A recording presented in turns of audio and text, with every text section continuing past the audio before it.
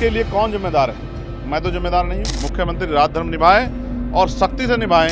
UP के बहराइच में 2 दिन से हालात तनावपूर्ण हैं। वो इसलिए क्योंकि 13 अक्टूबर को 2 समुदायों के बीच टकराव हुआ और हिंसा भड़क उठी। हालात इस कदर खराब हो चुके थे कि एक दूसरे पर खूब लाठी डंडे और पत्थर बरसाए गए। बिगड़ते हालात को देख यूपी पुलिस प्रशासन 2 दिन से सड़क पर मोर्चा संभाले हुए है, लेकिन माहौल पूरी तरह से काबू में नहीं लाए जा सके हैं। ऐसे में बड़ा सवाल ये खड़ा होता है कि यूपी के बहराइच में उस दिन हिंसा भड़की क्यों थी? क्यों 2 समुदायों के लोग आमने सामने आ गए? उसकी वजह क्या थी और कौन उस हिंसा के लिए जिम्मेदार था? आज इन तमाम सवालों के जवाब हम आपको देने जा रहे हैं।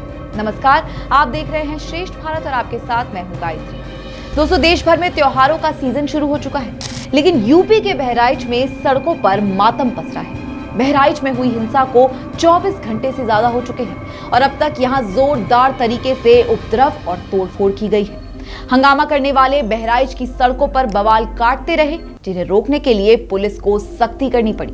भीड़ को कंट्रोल करने के लिए आंसू गैस के गोले भी दागे गए। आपको बता दें कि इस पूरे हंगामे की शुरुआत महाराजगंज से हुई थी। वहां पर नवरात्र के बाद दुर्गा पूजा और फिर प्रतिमा विसर्जन के लिए यात्रा निकाली जा रही थी। ये यात्रा महाराजगंज शहर से होते हुए घाट की तरफ बढ़ रही थी। उस दौरान डीजे पर जोर जोर से गीत और भजन बजाए जा रहे थे, लेकिन एक खास समुदाय के लोगों को इस पर एतराज था। लिहाजा उन्होंने डीजे पर जोर से गाने बजाने के लिए मना किया और अपनी आपत्ति जताई।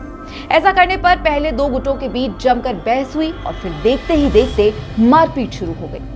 इसके बाद एक राम गोपाल मिश्रा नाम का एक शख्स इमारत पर चढ़ता है और वहां से लगा काला झंडा हटाकर वहां भगवा झंडा लहरा देता है। इसके बाद पूरे इलाके में तनाव बढ़ता चला गया और 2 गुटों में पथराव भी शुरू हो गया।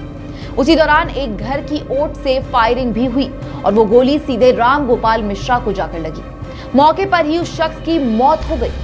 खबरों की माने तो दूसरे समुदाय की ओर से किए गए पथराव में विसर्जन के लिए ले जाई जा रही मां दुर्गा की प्रतिमा भी खंडित हो गई। इससे विसर्जन यात्रा में जा रहे लोग और बुरी तरह भड़क गए। देखते ही देखते उस हिंसा ने पूरी तरह से उग्र रूप ले लिया।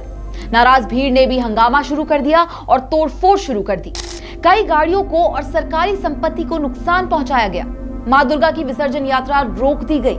नाराज लोगों ने सरकार को चेतावनी दी कि जब तक आरोपियों के खिलाफ सख्त एक्शन नहीं लिया जाता, वो दुर्गा माता की प्रतिमा का विसर्जन नहीं करेंगे।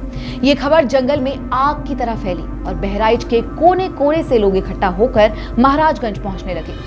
मामले को बढ़ता देख यूपी पुलिस भी एक्शन में आई और सलमान नाम के एक युवक को अरेस्ट कर लिया और साथ ही 30 अन्य आरोपियों को भी हिरासत में लिया गया है। इन सब के बावजूद अब भी इलाके में तनाव जारी है। महाराजगंज में भारी मात्रा में सुरक्षा बल तैनात है। योगी सरकार की तरफ से उपद्रवियों से निपटने के लिए सख्त आदेश दिए गए हैं। साथ ही अफवाह उड़ाने वालों को लेकर भी सख्त हिदायत दी गई है। बहराइच हिंसा को लेकर एक तरफ जहां माहौल गर्म है, तो वहीं सियासत भी जमकर हो रही है। नगीना से सांसद चंद्रशेखर आजाद ने तो साफ तौर पर इसे योगी सरकार की नाकामी बताया है और यूपी सीएम से राजधर्म का पालन करते हुए इस्तीफे की मांग तक कर ली है कि जब धुआं उठेगा तो सवाल पैदा होंगे। तो इसके लिए कौन जिम्मेदार है?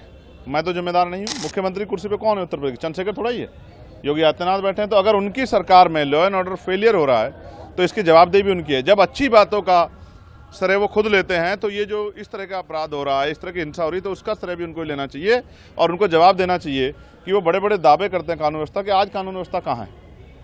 कौन सुरक्षित है उत्तर प्रदेश में? लगातार क्या बहन बेटियों पे हमले नहीं हो रहे हैं? लगातार क्या तमाम तरह से दलितों पे, मुसलमानों पे, पिछड़ों पे जुल्म नहीं हो रहे हैं? क्या लगातार नौजवानों पे जो है हमले नहीं हो रहे हैं? लगातार किसानों पे हमले नहीं हो रहे हैं? कहीं गुलदार से लोग परेशान हैं, कहीं जो है भेड़ियों से लोग परेशान हैं। लोगों की जीवन रक्षा भी हम लोग नहीं कर पा रहे हैं। तो सरकार कर क्या रही है और किसके लिए काम कर रही?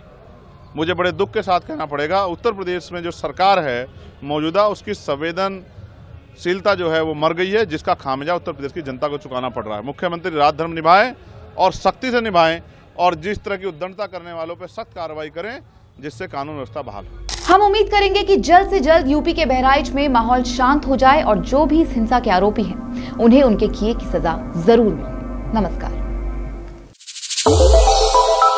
श्रेष्ठ भारत पर खबरों से जुड़े रहने के लिए चैनल को सब्सक्राइब और लाइक करें, बेल आइकन दबाएं और देखते रहें श्रेष्ठ भारत।